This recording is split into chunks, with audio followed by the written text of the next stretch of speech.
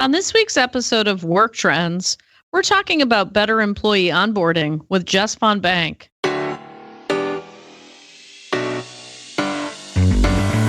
Welcome to the Work Trends podcast from Talent Culture. I'm your host, Meghan M. Biro. Every week, I interview interesting people and brands who are reimagining work. For more information, be sure to check us out at talentculture.com and join us live on Twitter every Wednesday at 1:30 p.m. Eastern using the hashtag WorkTrends. Today's guest is Jess Von Bank. She's been working in talent and HR for 15 years, and she's currently head of enterprise marketing strategy at Onboarding.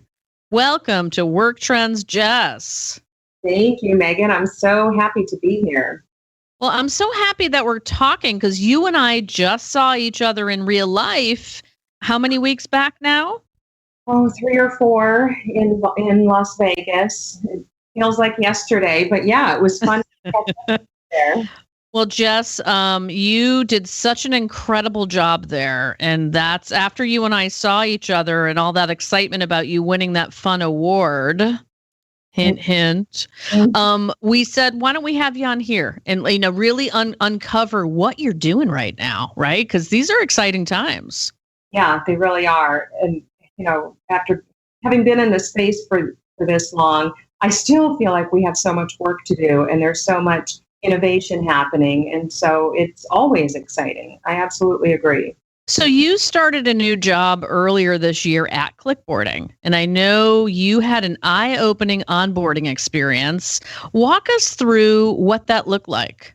So first of all, as you mentioned, Meghan, I've worked in the talent space for 15 years. That includes in recruiting departments and for companies focused on recruiting and candidate experience and all of the things we love to talk about in winning talent wars. So it was eye-opening. In fact, it was stunning. I'll use the word stunning. It was stunning to me that I just had my first great onboarding experience, my best first day ever.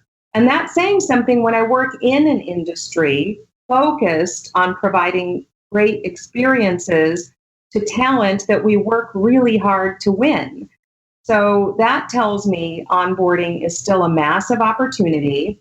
And yeah, it was eye-opening, starting with immediately after saying yes, right? The verbal offer. And I said yes. Immediately after that, I received a branded mobile invitation to a highly personalized onboarding experience that did a number of things, but it essentially welcomed me to the team. It started teasing out all of the information that I would need to hit the ground running.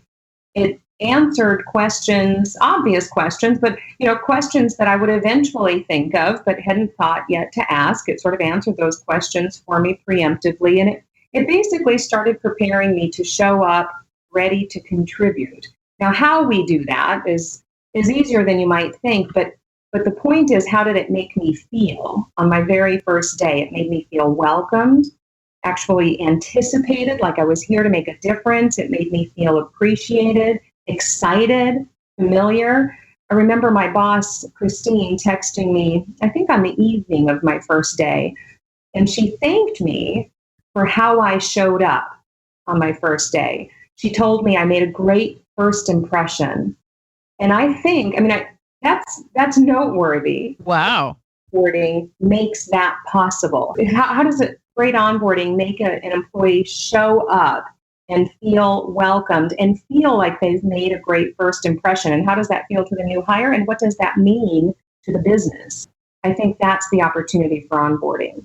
Well, and as a marketing pro, right, and somebody who's been in the space for a long time, that actually says a lot. Like, I'm not getting the sense that you're just saying this. Like, I'm feeling this literally through the microphone right now, and felt it when you and I saw each other in person. So, that's totally different from anything that I think many people have experienced in their onboarding experience. I know myself personally and just other people I know in the industry, right? So what do you think people normally think about when they hear that word onboarding? What does that mean to you? What does that mean to the world at large right now? I think we're working to change the definition, and more people are embracing a broader definition of onboarding because we're obsessed with the employee experience and employee engagement and the reasons those are important from a business impact perspective. But we still sort of suffer with the more traditional definition of onboarding, which I would call more of like a legal onboarding. It's sort of the HR checklist, the necessary evils we have to complete, both as a new hire and for the business, that allow me to start passing a screening process, going through the assessment and the new hire paperwork. And when we think about that, it's form completion, which usually means lots of paper. It implies manual. It's sort of a cumbersome process, both for the new hire, for the person who just wants to start and get busy and be productive, but for HR and the business, it's a time-consuming, manual, cumbersome process that's not that easy to manage, and they have to think about compliance and document management and all of that. And so I think when we think of onboarding, it's sort of that. I was going to say it's also quite boring. I'm sorry, but I have to say that right? I mean, it's boring. Yeah. There's nothing exciting really traditionally about onboarding. It's always like, something you just have to do, like waking up and brushing your teeth, for example. And how sad is that? Because you've just finished a recruiting process with someone who is as excited about you and for you as they will ever be. You just finished wooing them and your employer brand and articulating an employee value proposition. This is what I bring to the table. Will you please come work for me and do great things for me? And I was so excited and passionate about that. I said yes. And I changed jobs and perhaps I moved for you. I mean, think about the passion and excitement and motivation and energy that goes into saying yes. And then we follow it up very quickly with a disjointed, disappointing, lackluster onboarding experience where maybe we lose some of that brand luster and the engagement starts to dip. And we don't mean to, but it's hard to create a consistent, unified experience that hands off that person from recruiting and from talent into the business. How do you create that consistent, unifying bridge that keeps momentum high, that keeps that engagement high? So it's not a lack of intent. It's sort of how do we do this consistently and at scale?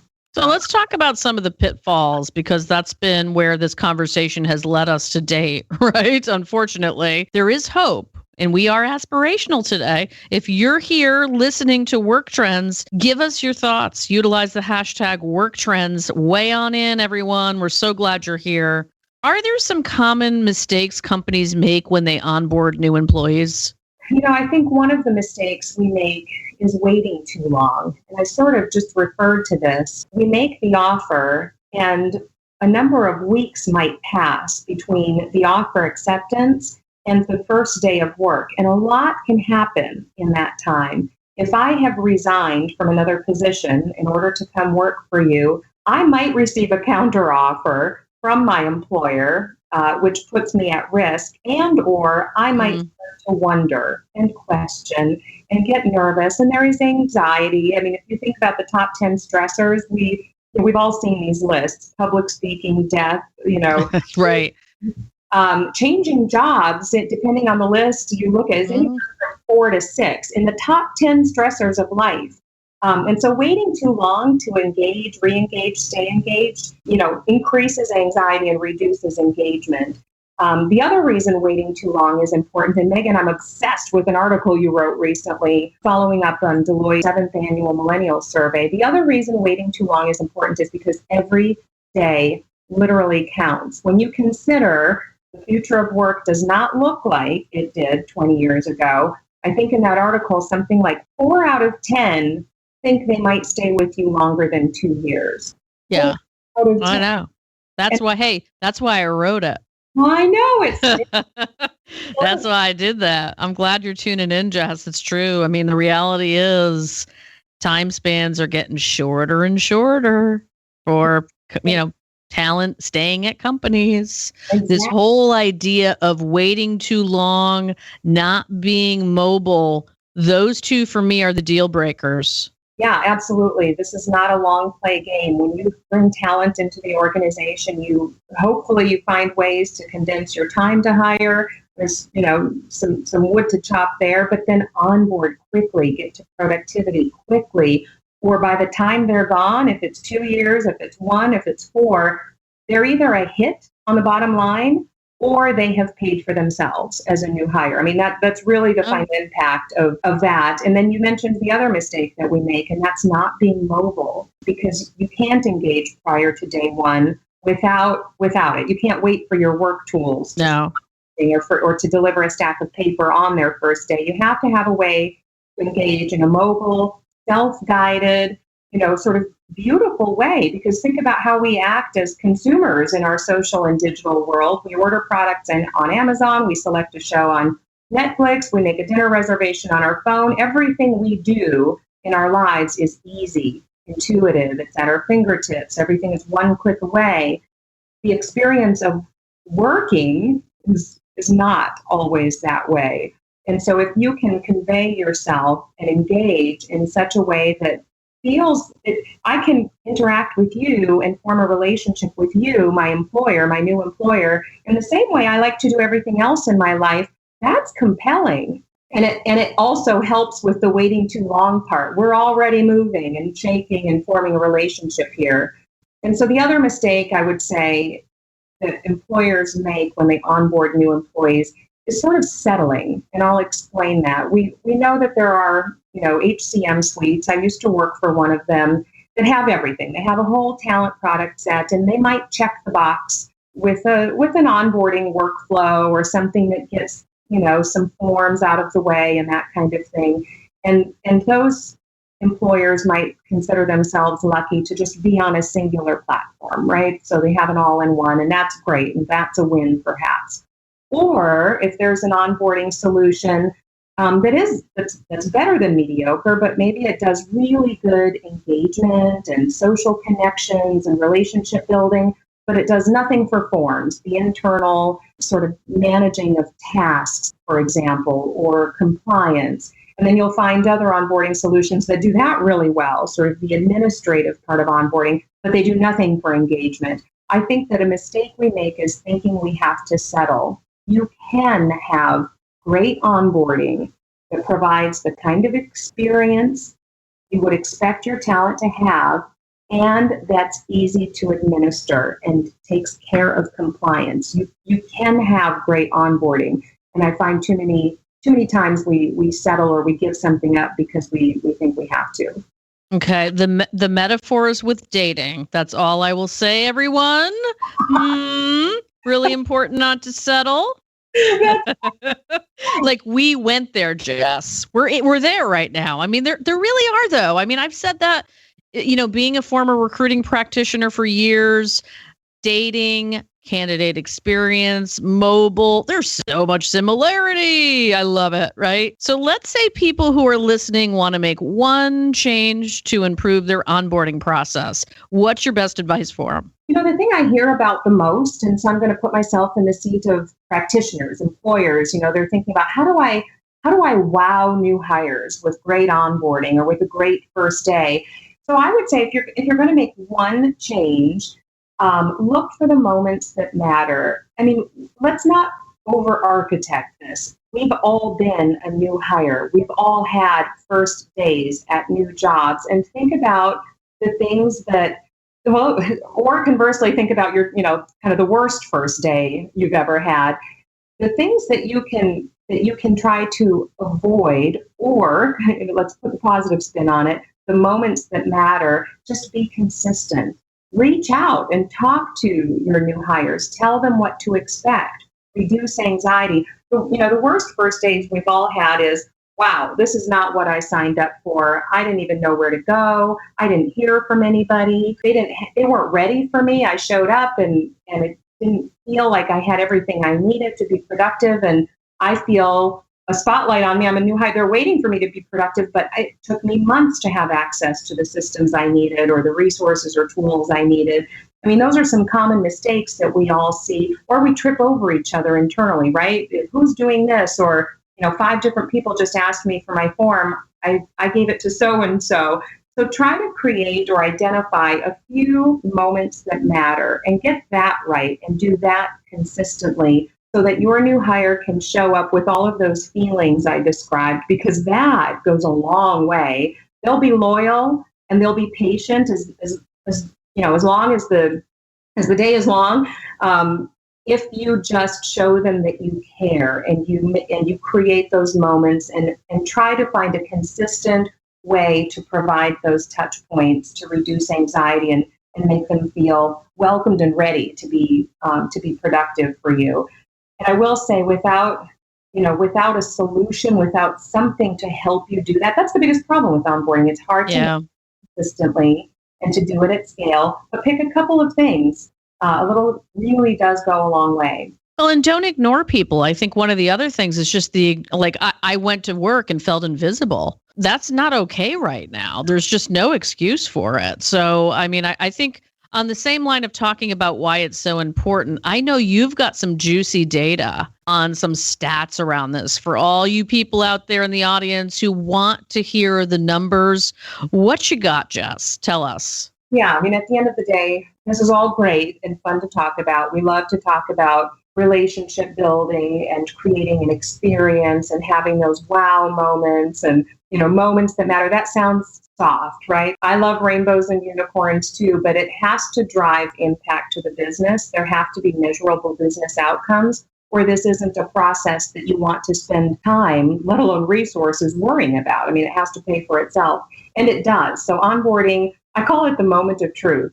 All of the investment you make at the top end of the funnel, all of the talent attraction strategies, the recruitment marketing methodology, the personalized candidate experience, all of that, or a good portion of that, goes to waste if you don't bring them into the business well and get them to be an employee who you can retain, drive to productivity. And so looking at the stats, how do you break that down? What are the things that we can measure to know if this is working or if this is worth it?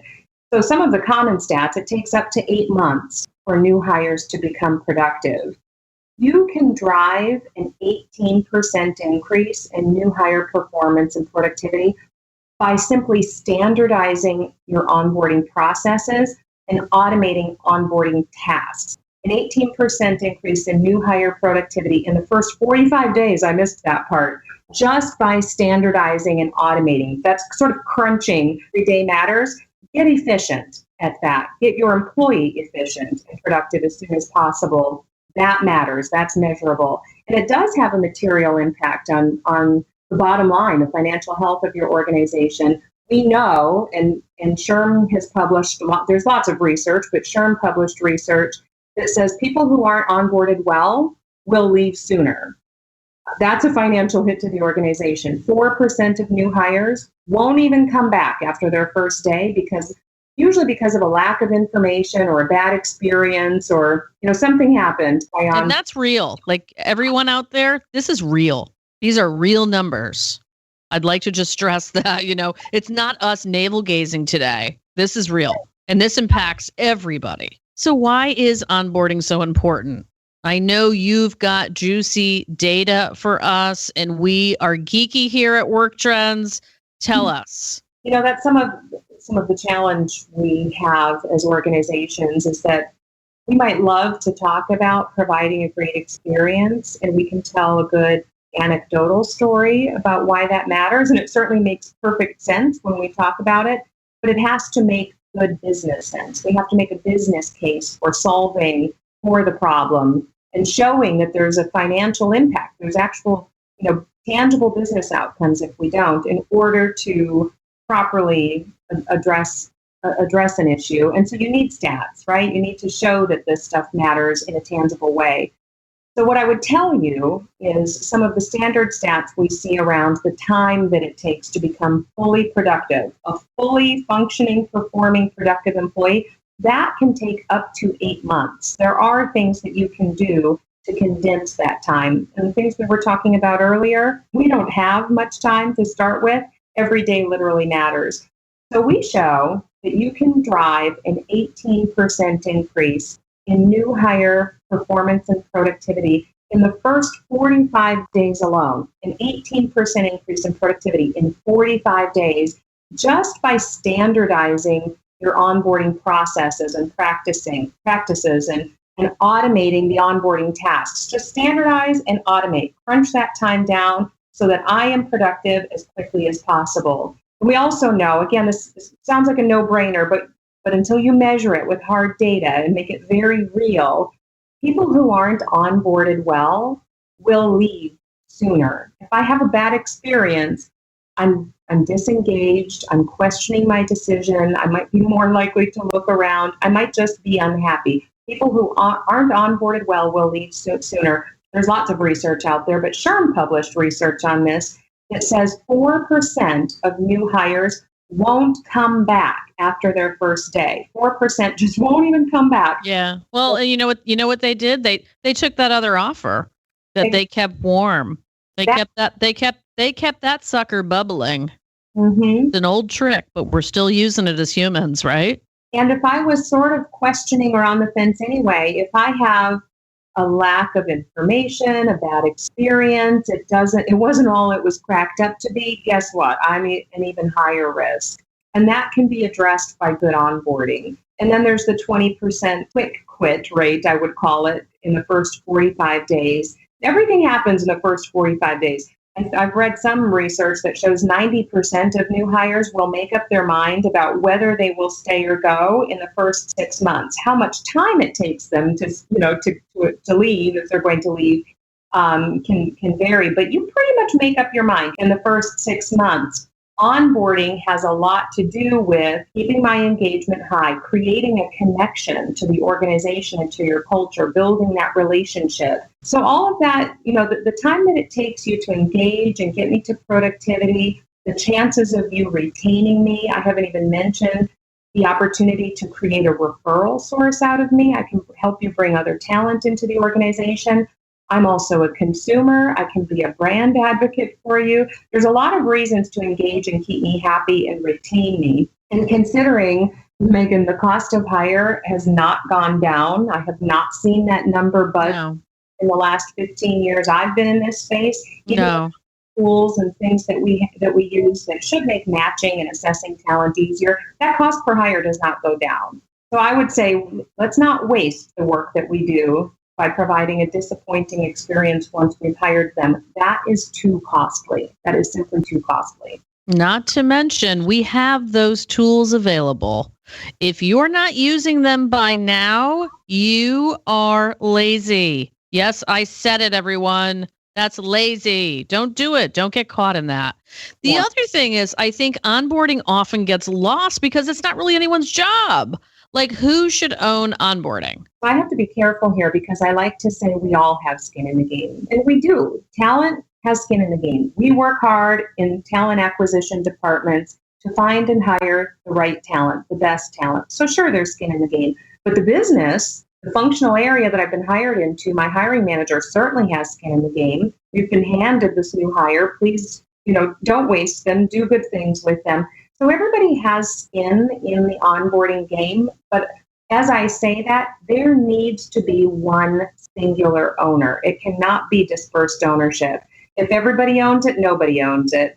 So somebody and somebody's budget has to pay for onboarding, and that's usually the first hurdle I run into when I talk about onboarding as an initiative or a business process. Almost no one would disagree that onboarding is important, but who is going to solve that problem? And you do need budget dollars to solve the problem, because without a platform, without a technology to deliver this, you lose consistency of experience, you lose the ability to easily manage and scale this program. And the other thing you lose is compliance, which is a risk that you can mitigate, that you need to mitigate. And so there needs to be singular ownership. You need to make this an initiative that is budgeted and owned, and then you can scale it. Then you can give additional stakeholders their roles and responsibilities, but there needs to be singular ownership. I didn't answer your question, did I, Megan? Well, there does need to be one owner. And I think that it's a start. I think we've got a long way to go. Now, let me ask you this. Does it matter what size company?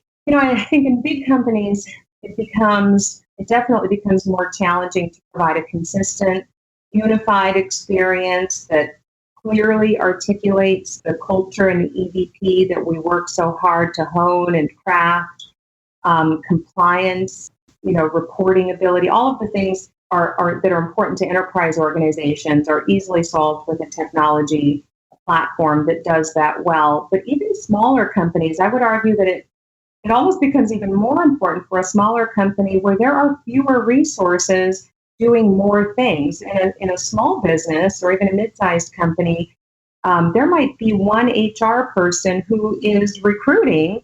And oh, by the way, they're also running, they're also trying to deliver a good onboarding experience and take care of the forms and the policies and acknowledgments and everything. And they're running payroll every other Friday, and they're dealing with employee issues along the way. And so being able to easily check that box for the HR person who's trying to do it all and certainly isn't a jack of all trades, master of none kind of thing, that can be easily addressed by a highly configurable self-service onboarding solution that literally is sort of a plug and play. Make this your own, run it, configure it on the front end to deliver the kind of experience that you want it to deliver, and then you don't have to worry about it again. This will take care of that, sort of the automation and the experience for you. Let me ask you this. Mm-hmm. Here at Talent Culture, in this community, we're all about the future of work. How are we onboarding freelancers and contractors? How do they play into this? That is really exciting. I think that's one of the exciting things to think about in the future of work. We talk about onboarding as traditional employees come on board, right? Our traditional view of onboarding. But what about reboarding those who've gone out on leave and they need to come back? There's information and processes and things that need to happen in that. There's cross-boarding, especially across big organizations where there are promotions. Did you just say cross-board? Did you just make that up? Well, I don't know. I've heard it, but that's kind of cool. I like that. Or internal mobility, call it what you want, across an organization, or offboarding folks that you hope to see back. We've been talking about the gig economy with the rise of more and more, what I would say, traditional FTEs considering freelance or contract work a viable and even an attractive alternative. You need seamless ways to bring people in and out and around your organization more efficiently, number one, and with a positive experience, because you want those boomerang hires, or you want someone who says, I'm going to, take a couple years off to do these other things, but then I'm going to come back as a freelancer or a consultant for you. That is still a valuable hire for you. That's a relationship that you'd like to maintain and to do well and to not take a brand hit and all of those things. And so I want to kind of change the definition around onboarding, to be honest. I talk a lot about activation of talent, whatever that talent looks like. And there are many definitions now, especially as the future of work, which isn't the future, actually. It's here right now. It's here, yeah, exactly. We're here right now. And then there's the, M&A. What about a company who does a lot of acquisition and suddenly has all of these employees who don't know the culture of their organization? That's big. There's so many use cases for this in the future of work, and in all of those scenarios I described. I think that's the tie. I think that's the bigger opportunity for onboarding. I like that you just went there. And this has been such a great conversation today, Jess. We're down to the end here, and I have one burning question for you. You are such a bubbly, amazing person, right? So we want to know what you're doing to stay inspired and motivated. What's your secret? Everyone who knows me, anyone who knows me, knows I was put on this earth to raise 3 little girls. I'm pretty passionate about those 3. And so I would, when I think about how I stay inspired and motivated, everything I do boils down to them. It's one big grand adventure where I attempt to teach them to learn and grow and believe that they can do big things and surprise themselves. And so I fill our time that way. We do a lot of adventuring. And I know you do. What's your next adventure?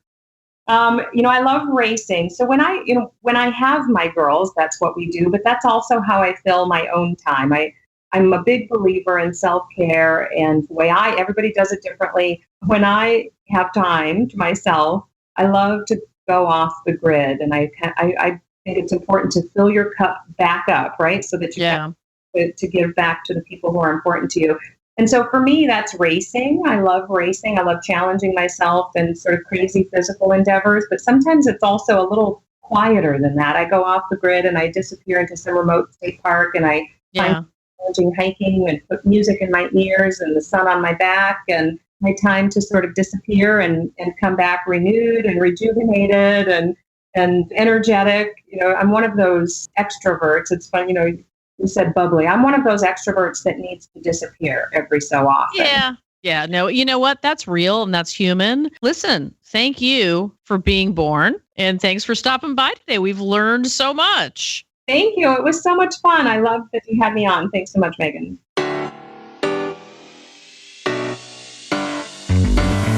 Thanks for listening to Work Trends from Talent Culture. If you enjoyed this episode, subscribe wherever you listen to podcasts. And I'd be really grateful if you took a moment to leave a rating and review on iTunes. It helps other people find our show. If you know someone who would enjoy listening, please share it with them. You can learn more about the future of work at talentculture.com.